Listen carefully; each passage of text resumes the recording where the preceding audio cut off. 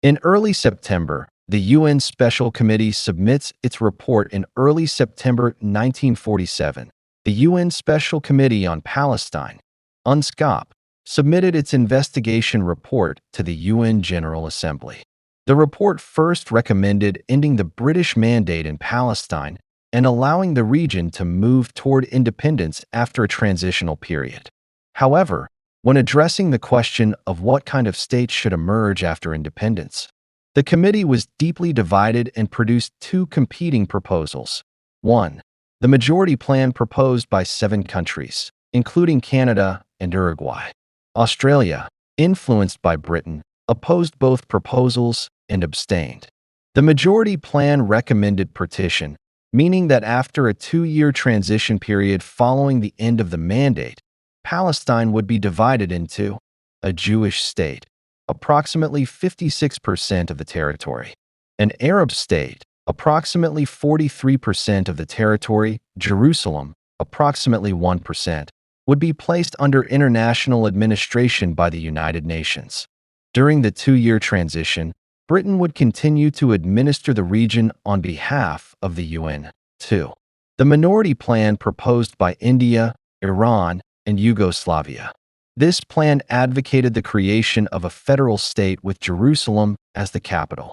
The federation would consist of an Arab entity, slightly larger in territory, a Jewish entity, a central government, dominated by Arabs, would oversee foreign affairs, defense, immigration, and other key matters. Since no consensus could be reached within the committee, both plans were submitted to the General Assembly. Reactions to the UNSCOP report. The responses from all sides were sharply different. Arab response. Palestinian Arabs and the Arab League rejected both plans, insisting that Palestine must become a single Arab state and that Jews could live in it only as a minority community. Jewish response. Among Jews, opinions varied.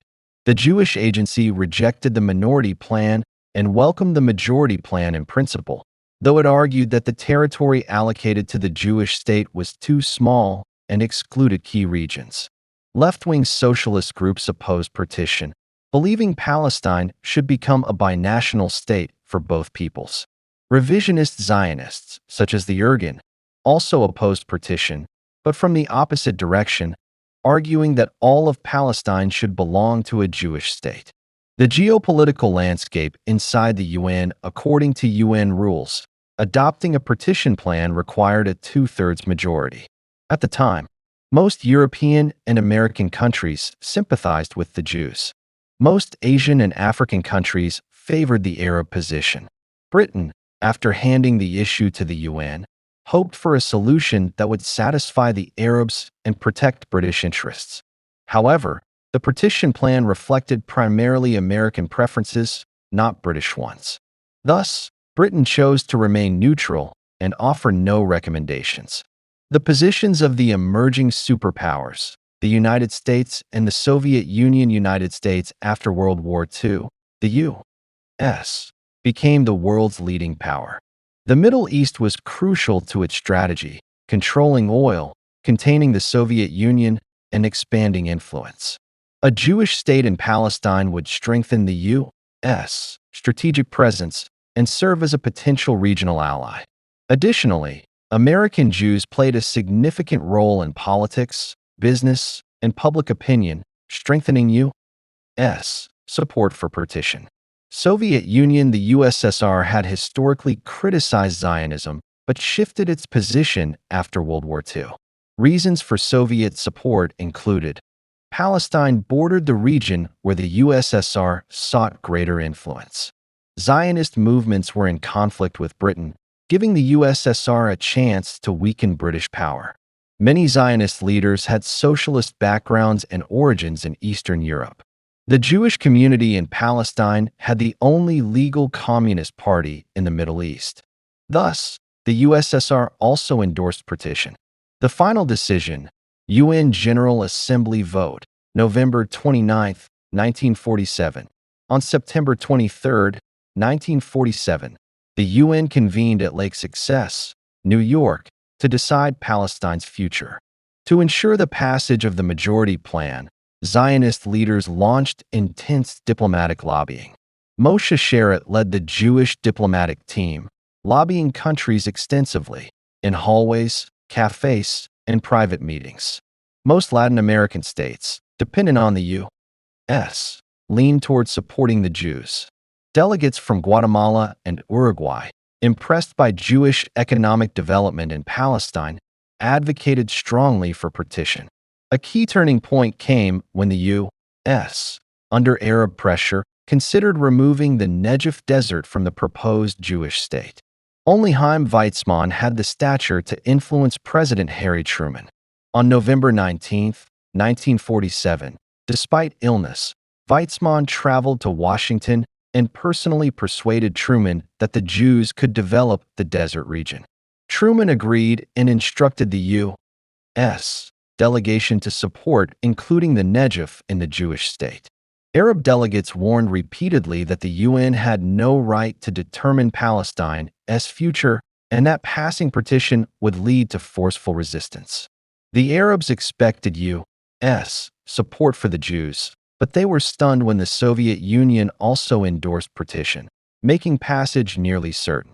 The historic vote on November 29th, the General Assembly convened at 10 a.m. Jews across Palestine and around the world listened anxiously by radio. The final vote, 33 in favor, 13 against, 10 abstentions, 1 absent, with over 72% support.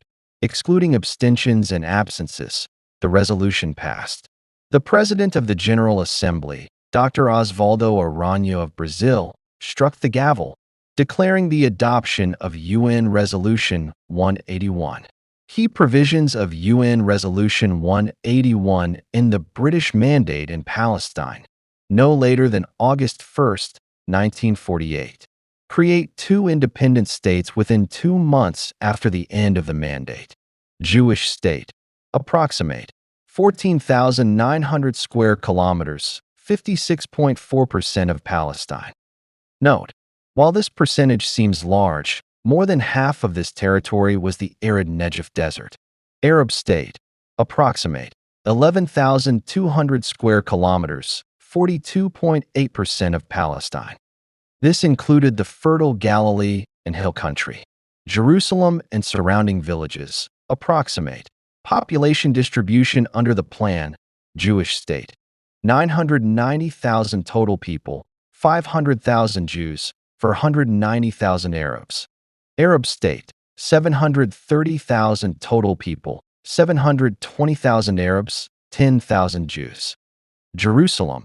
Approximate 200,000 people, roughly split evenly between Jews and Arabs.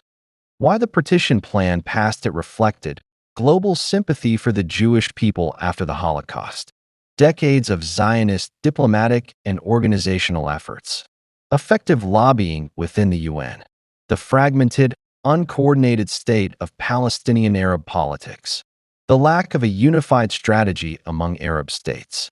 The combination of these factors made the diplomatic outcome almost inevitable.